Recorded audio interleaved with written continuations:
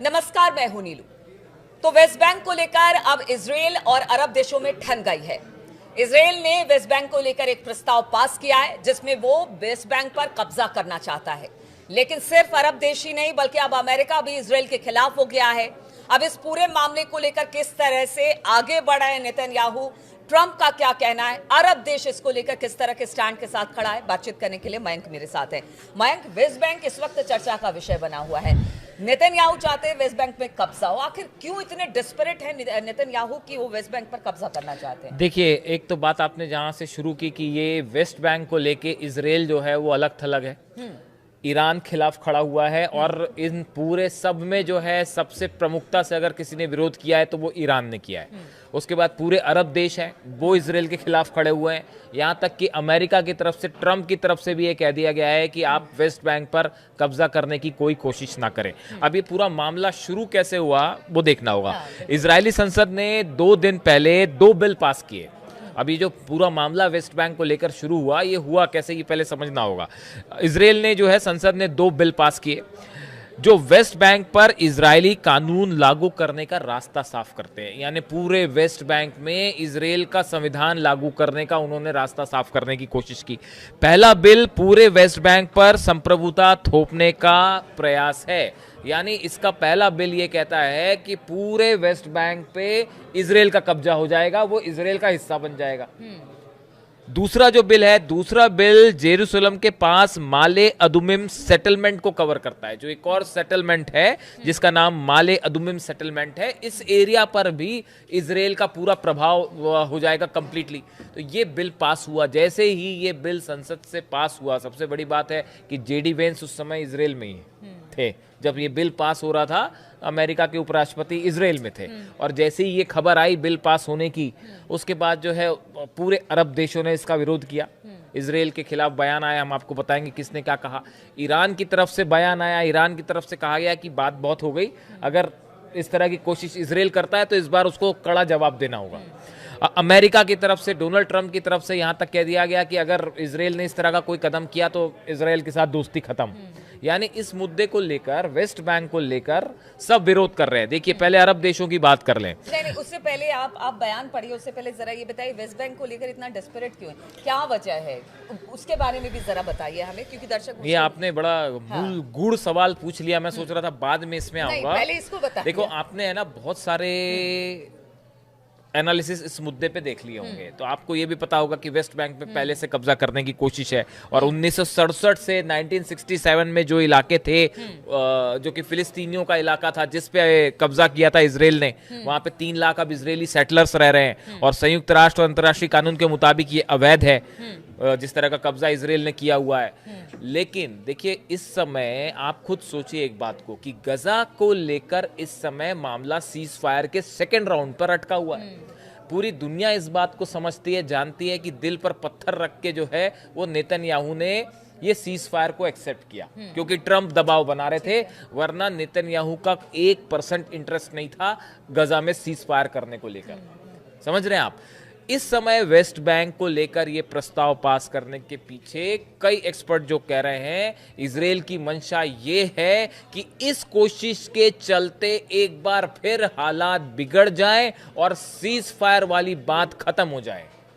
जो इसकी inside story है, जो कई लोग बता रहे हैं, कई विदेश नीति के जानकार जो वॉर एक्सपर्ट्स हैं वो बता रहे हैं। और आप अगर खुद ध्यान से चीजों को एनालाइज करें, देखिए बहुत सारी चीजें ऐसी होती हैं जो ऊपर से कुछ और दिखाई दे रही है, अंदर से कुछ और है, इंटरकनेक्टेड है। तो ये वेस्ट बैंक का मामला है। देखिए, वेस्ट बैंक पे अगर किसी भी तरह का प्रस्ताव ये पास हो जाए कि भाई वेस्ट बैंक पे कब्जा करना चाह रहा है इजराइल, इस तरह की कोई ऑलरेडी फोर्सेज है वहां पे, कई इलाके में अंदर तक है, अगर इसको पूरी तरह से कब्जा करने की कोशिश करता है इजराइल, तो बड़ी साधारण सी बात है कि गजा में हालात फिर से खराब हो जाएंगे, एक बार फिर जंग वाली स्थिति आ जाएगी। क्या वाकई नेतन्याहू यही चाहते हैं कि किसी तरह का सीज फायर ना हो? जो प्लान था ओरिजिनली कि पूरा फिलिस्तीन पर कब्जा कर लिया जाए, फिलिस्तीनियों को वहां से हटा दिया जाए, ये प्लान फेल हो गया सीज फायर के चलते। और ये बड़ा झटका था, सेटबैक था नेतन्याहू और इजराइल के लिए। ऐसी सूरत में अगर वेस्ट बैंक को के चलते, देखिए आप अरब देश जो ये जितने अरब देश हैं ये सबके सब मीडिएटर थे गजा में, जो इन्होंने जो मध्यस्थता करवाई उसमें बीच में यही थे, कतर, इजिप्ट था, कतर था, ये देशों ने जो है मध्यस्थता करवाई। अब यही देश इजराइल के खिलाफ खड़े हैं वेस्ट बैंक को लेकर। यानी आप देखिए, डील तो तब होती है जब दो पक्ष एक दूसरे पे विश्वास करें। तो यहाँ हमास और इजराइल का एक दूसरे पे विश्वास करना तो दूर की बात है, जो मीडिएटर हैं वो बयान देखिए आप, मुस्लिम देशों ने कहा इजराइल की एक तरफा नीतियां क्षेत्रीय सुरक्षा को खतरे में डाल रही हैं। ओआईसी जो इनका ग्रुप है उनकी तरफ से कहा गया कि कब्जे वाले फिलिस्तीनी क्षेत्र, गाजा, वेस्ट बैंक और पूर्वी जेरूसलम एक यूनिट है, एक अलग से जमीन है और इजरायलियों का इस पर कोई कानूनी दावा नहीं बनता। ये ओआईसी के, हाँ, तुर्की के विदेश मंत्रालय ने बिलों को जीरो बताया है। तुर्की का कहना है कि ये बिल जीरो है, उसने जीरो करार दिया है, जबकि कतर ने सबसे कड़े शब्दों में इसकी निंदा की है। कतर ने भी कहा कि ये आपका जो बिल है पूरी तरह से गलत है और ये फिलिस्तीन की ज़मीन है, इस पे कब्जा करने की कोशिश मत करिए। यूएई जो अब्राहम अकॉर्ड से इजराइल से जुड़ा हुआ है उसने भी चेतावनी दी है कि वेस्ट बैंक का अगर किसी तरह का आप अपने में मिलाने की कोशिश करते हैं तो ये रेड लाइन होगी, आप इसको पार करने की कोशिश मत करना। तो इस तरह के रिएक्शन अरब देशों की तरफ से आए। लेकिन देखिए, अरब देशों की तरफ से गजा में जब जंग चल रही थी तब भी कई सारे रिएक्शन आए। कतर पर जब हमला हुआ उसको लेकर भी, दोहा में जब हमला हुआ उसको लेकर भी अपने अपने बयान आए। लेकिन ईरान की तरफ से अब एक बयान आया है और ईरान की तरफ से कहा गया है, Iran has urged the United Nations Islamic countries to take immediate and effective action to protect the historical rights and identity of the Palestinian people. The move, देखिए ईरान का कहना ऐसा है कि इस मुद्दे को लेकर अगर वेस्ट बैंक पे किसी तरह की मिलिट्री एक्सरसाइज करता है इजराइल, तो आप आलोचना बहुत हो गई और उसने अरब देशों से ये कहा है कि भाई आप मध्यस्थता की भूमिका में हैं तो आप इस पे फौरन कार्रवाई करिए, आप इसमें टाइम मत गवाइएगा। और ये जो ईरान की तरफ से कहा गया है कि ये इजराइल की जो एक एक्सपेंशनिस्ट पॉलिसी है कब्जा करने की जमीन पर, ये अभी भी जारी है। आप इसको किसी गलतफहमी में मत रहिए। जो ईरान का कहना है कि आप इस गलतफहमी में मत रहिए कि इजराइल अपनी ये पॉलिसी रोक देगा।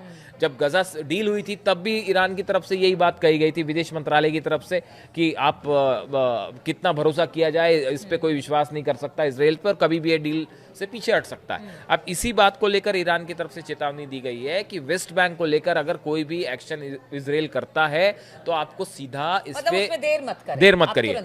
अब देखिए, इस पूरे मामले में दो चीजें हैं। अमेरिका का रुख क्या है? पहली बात तो यह है कि जेडी वेंस और मार्को रूबियो ने दोनों ने नेतन्याहू से फोन पर बात की है। उपराष्ट्रपति और फॉरेन सेक्रेटरी, विदेश मंत्री अमेरिका के, दोनों ने नेतन्याहू से बात की, उनको समझाया कि भाई अगर आप ऐसा कुछ करने जाते हैं तो इससे गजा सीज फायर प्लान पूरी तरह से खत्म हो जाएगा और फिर से जंग शुरू हो जाएगी, फिर से जंगी हालात बन जाएंगे। दूसरी चीज ये है, दूसरी बात डोनाल्ड ट्रंप की तरफ से बयान आया, उन्होंने यहां तक कह दिया कि अगर इजराइल इस बात पर आगे बढ़ता है तो नेतन्याहू के साथ दोस्ती खत्म। लेकिन ये बयानों के पीछे एक बात ये भी कही जा रही है कि आप देखिए, अभी हाल ही में जब डोनाल्ड ट्रंप इजराइल गए थे और जिस तरह से भाषण हुआ वहां पे नेसेट में, संसद में, जिस तरह की बातें हुई, पीस के बड़े बड़ी बातें हुई, पीस स्थापित करने के दावे हुए कि हम शांति ले आएंगे। बड़े सारे लोगों का ये भी कहना है कि कहीं ये प्रस्ताव जो पास हुआ, ये बड़ा अजीब सा लगता है कि इजराइल की संसद में कोई बिल पास हो जाए और अमेरिका को इसकी जानकारी ना हो। आप अपनी राय बताइए, आपको क्या लगता है? बड़े सारे जानकार ये कहते हैं कि अमेरिका में इजराइल में जो कुछ होता है, पत्ता भी खड़कता हाँ, पत्ता भी खड़कता है तो वो व्हाइट हाउस की परमिशन से खड़कता है साहब। तो दो बिल वहां पे वेस्ट बैंक को एनेक्स करने के, उस पर कैप्चर करने के दो बिल पास हो जाए, खासकर वो जब अमेरिका के उपराष्ट्रपति वहां पे थे और हाँ, और सीज फायर पे काम चल रहा है। हालांकि इसमें विपक्षी सांसदों ने इसको पार करवाया, इसमें नेतन्याहू की लिक्विड पार्टी का उतना रोल नहीं है। लेकिन कई बार चीजें ऐसी होती हैं कि दिखती कुछ है और होता कुछ और है। तो अब आप खुद सोचिए, क्या ये संभव है कि अमेरिका की परमिशन के बिना ये बिल पास हो गया हो? बड़े सारे लोग ये सवाल पूछ रहे हैं। ये बात मैंने इसलिए कही क्योंकि सोशल मीडिया पे हाँ, अब ट्रंप ने साफ कह दिया। अब इस सिचुएशन में क्या इजराइल, देखिए ये एक प्रस्ताव आगे तब बढ़ेगा जब नेतन्याहू गवर्नमेंट इसको ओके करेगी। अगर ओके नहीं करती है तो आगे नहीं बढ़ेगा। तो अब देखने की बात यह है कि आखिर इस मुद्दे पर आगे डेवलपमेंट कैसे होता है। लेकिन एक दो बातें साफ है, अगर वेस्ट बैंक को लेकर किसी तरह की कार्रवाई होती है तो उसका सीधा असर गाजा सीज फायर पर होने वाला है और जंग के हालात खत्म, फिर से सीज फायर के हालात खत्म और फिर से सीधी जंग शुरू, क्योंकि इसमें पूरा मिडिल ईस्ट इन्वॉल्व हो जाएगा। पूरा मिडिल ईस्ट इन्वॉल्व होगा और एक बार आप फिर देखेंगे कि दो पूरे मिडिल ईस्ट को कवर करेगा ये। और इसका वेस्ट बैंक का प्रभाव सिर्फ उतने एरिया तक सीमित नहीं होगा, अरब देशों का भी इसमें सवाल होगा। अरब देशों की अमेरिका पर के साथ जो रिलेशंस है वो भी इस पे प्रभावित होंगे। देखिए पीछे जैसे कतर पर हमला हुआ जिस तरह से, उसके बाद बड़े सवाल उठे अमेरिका को लेकर और ये हुआ कि भाई कैसे हमला हो गया, इजराइल ने कैसे हमला किया, तो उससे बड़ी साख को क्षति पहुंची अमेरिका के कि भाई आपने सही समय पे जानकारी नहीं दी और वगैरह वगैरह। उसके बाद फिर अमेरिका को डील करनी पड़ी, नेटो टाइप डील हुई। तो इन हालात में अब ये वेस्ट बैंक पर अगर किसी तरह की कार्रवाई होती है तो ये ना सिर्फ अमेरिका के लिए नुकसानदेह होगा, पूरे मिडिल ईस्ट के लिए, और सीज फायर खतरे में पड़ता दिखाई देगा, जिसका नतीजा एक बार फिर हालात जंग की तरफ बढ़ते दिखाई देते हैं। बिल्कुल। तो वेस्ट बैंक को लेकर नेतन्याहू की क्या रणनीति है, इस पर अरब देश क्या सोच रहे हैं, ट्रंप जो बयान दे रहे हैं वाकई क्या ऐसा ही है कि वो नहीं चाहते कि नेतन्याहू वेस्ट बैंक या फिर इजरायली सेना वेस्ट बैंक की तरफ आगे बढ़े? ये तो आगे आने वाला समय ही बताएगा कि इन स्थिति परिस्थिति में वेस्ट बैंक का होगा क्या स्थिति पहले से बेहतर होगी या नहीं तो फिर इजरायली सेना जिस तरह से वेस्ट बैंक में आगे बढ़ रही है क्या वो और आगे बढ़ेगी, किस तरह के हालात बनेंगे, इस पर लगातार हमारी नजर बनी रहेगी। आप बने रहिए हमारे साथ। शुक्रिया इस चर्चा में शामिल होने के लिए।